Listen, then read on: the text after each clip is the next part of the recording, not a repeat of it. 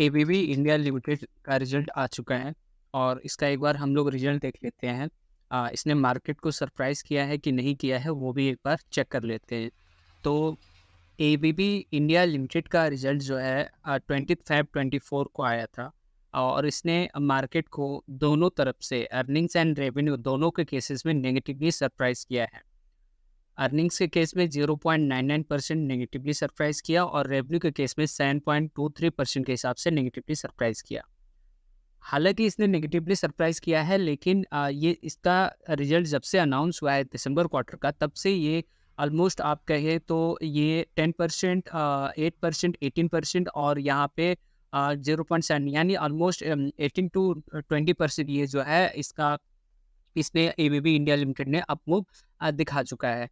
तो क्या ऐसे कंडीशन में इसमें इसको बाय करना चाहिए या फिर जो बाय करके बैठे हैं उसको उनको होल्ड करना चाहिए, अ, या फिर यहाँ पे प्रॉफिट बुक करके निकल जाना चाहिए? सब कुछ हम लोग डिस्कस करेंगे।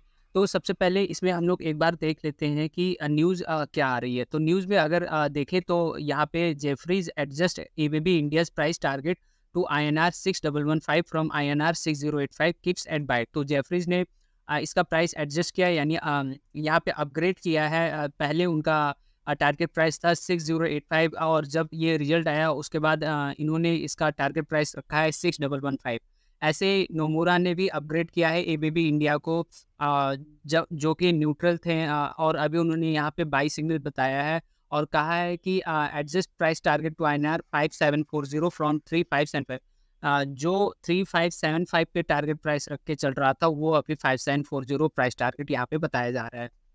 ठीक है, तो हम लोग सब कुछ यहाँ पे डिस्कस करेंगे इसको अपने 3 पैरामीटर्स पे, जो कि पहला है टेक्निकल, दूसरा फंडामेंटल और तीसरा जो है एफआईआई डीआई डेटा अपने को क्या कह रही है, वो सब देखेंगे। बट एनालिसिस करने से पहले मेरी आपसे रिक्वेस्ट है, अगर इस चैनल का आपको कंटेंट पसंद आ रहा है तो प्लीज़ इस चैनल को आप सब्सक्राइब करिए, लाइक करिए और उन सब के साथ शेयर करिए जिसको शेयर मार्केट सीखना है, जिसको इसकी ज़रूरत है और जिसको यहाँ पे प्रॉफिट करना है और लंबे समय तक यहाँ पे आगे बढ़ना है। चलिए, सबसे पहले हम लोग यहाँ पे मंथली टाइम फ्रेम देखते हैं और मंथली टाइम फ्रेम पे हम लोग देखते हैं कि मंथली टाइम फ्रेम पे ये क्या शो कर रहा है। तो मंथली टाइम फ्रेम की अगर बात की जाए तो मंथली टाइम फ्रेम पे ऑफ कोर्स ये अप ट्रेंड में है।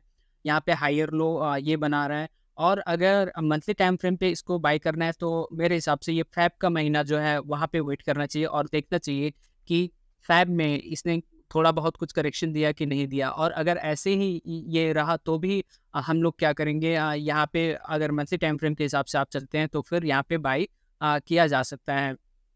और बाई किया जा सकता है तो उसका टारगेट प्राइस क्या होना चाहिए? तो टारगेट प्राइस जो यहाँ पे जेफरीज ने बताया है उसके हिसाब से होना चाहिए। तो जेफरीज के हिसाब से 6115 है टारगेट प्राइस, तो वही टारगेट प्राइस रख के चलिए। और इसका स्टॉप लॉस एक बार हम लोग देख ले तो स्टॉप लॉस आप जो है इसका कुछ नहीं तो कम से कम इसका जो है स्टॉप लॉस आपको 3800 के आसपास आपको यहाँ पे इसका स्टॉप लॉस रख के चलना चाहिए। मंथली टाइम फ्रेम पे अगर ये ग्रीन कैंडल ही बनता हुआ जा रहा है, 6115 के ऊपर ही जा रहा है, तो फिर आपको अपना स्टॉप लॉस ट्रेल करते हुए आगे बढ़ना चाहिए। तो ये बात हम लोगों ने कर लिया मंथली टाइम फ्रेम पे। अब एक बार चलते हैं वीकली टाइम फ्रेम पे और वहाँ पे देखते हैं कि वीकली टाइम फ्रेम पे अपने को क्या शो कर रहा है। तो वीकली टाइम फ्रेम पे अगर आप देखें तो अ, ये जो अभी तक का जो कैंडल यहाँ पे बना है, इसने काफ़ी कुछ यहाँ पे रिटर्न दे दिया है। तो ऑलमोस्ट यहाँ पे इसने 19.9 यानी 20% का इस हफ्ते इसने रिटर्न दे चुका है। तो इस हफ्ते 19.91% का इसने रिटर्न दिया। तो फिर अगर वीकली टाइम फ्रेम पे अगर यहाँ पे बाई करने की बात की जाए तो फिर यहाँ पे ऑफकोर्स थोड़ा-सा यहाँ पे वेट करना चाहिए।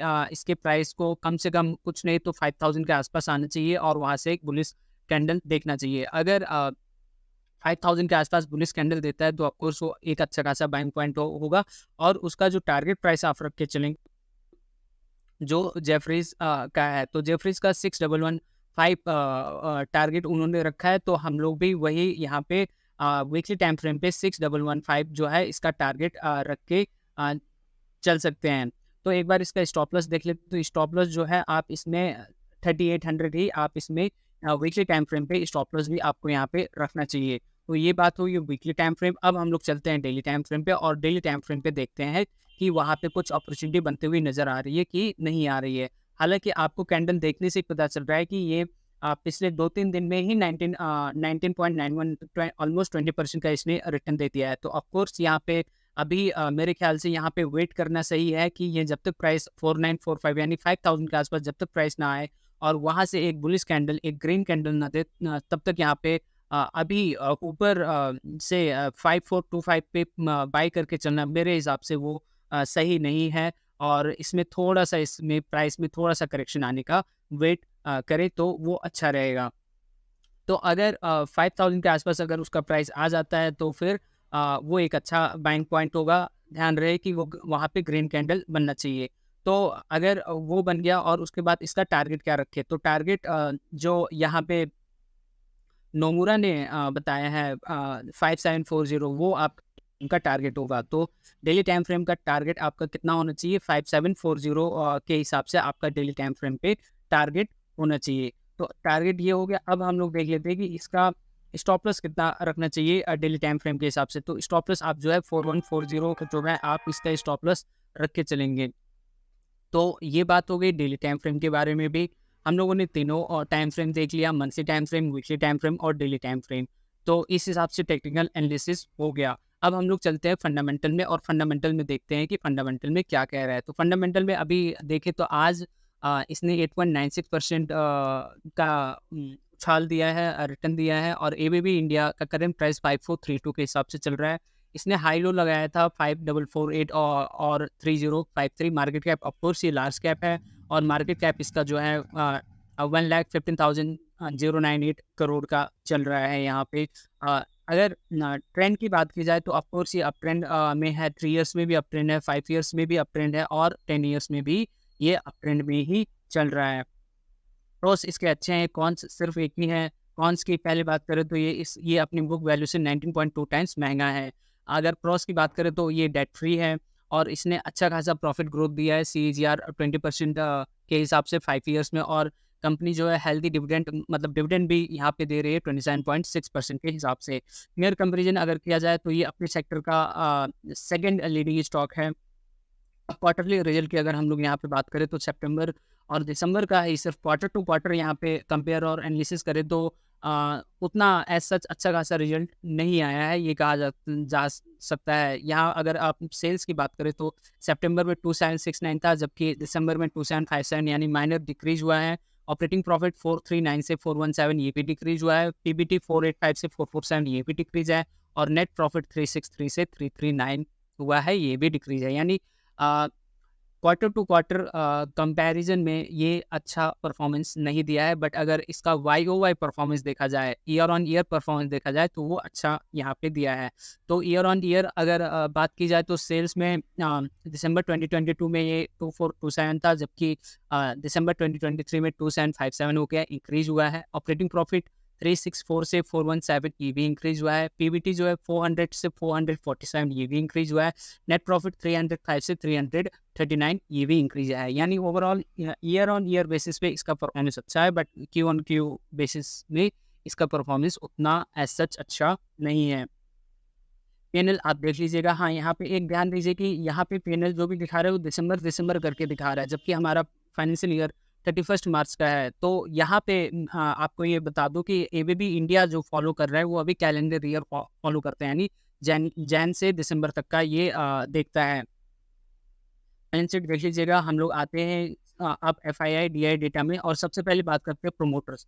तो प्रोमोटर्स में कोई चेंजेस नहीं है, 75% का 75% है। एफआईआई अगर देखें तो सितंबर 2023 में 10.18% था, जबकि दिसंबर में 10.72% हो गया, यानी ये इंक्रीज हुआ है। डीआई 7.37 से 6.92 हुए हैं, ये डिक्रीज किए हैं। पब्लिक 7.47 से 7.36 ये भी डिक्रीज है। ठीक है, तो ये हो गया शेयर होल्डिंग पैटर्न में। और शेयर होल्डिंग पैटर्न में एक खास बात जो मुझे यहाँ पे नज़र आई वो भी मैं आपसे डिस्कस कर लेता हूँ। यहाँ पे अगर आप ध्यान से देखें तो एफआईआई ने क्या किया है। एफआईआई ने मार्च 2022 में एफआईआई का 3.68% था, जबकि जून 2022 में 3.53% हुआ, यानी ये डिक्रीज हुआ।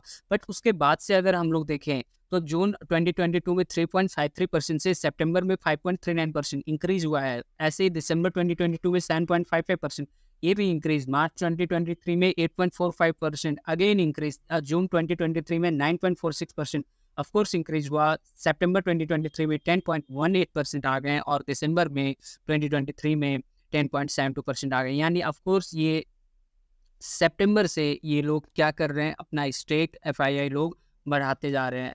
तो ऑफ कोर्स ये इंडिकेशन एक बुलिश ट्रेंड दे रहा है और लॉन्ग टर्म इन्वेस्टमेंट के लिए ये काफ़ी अच्छा है, ये कहा जा सकता है।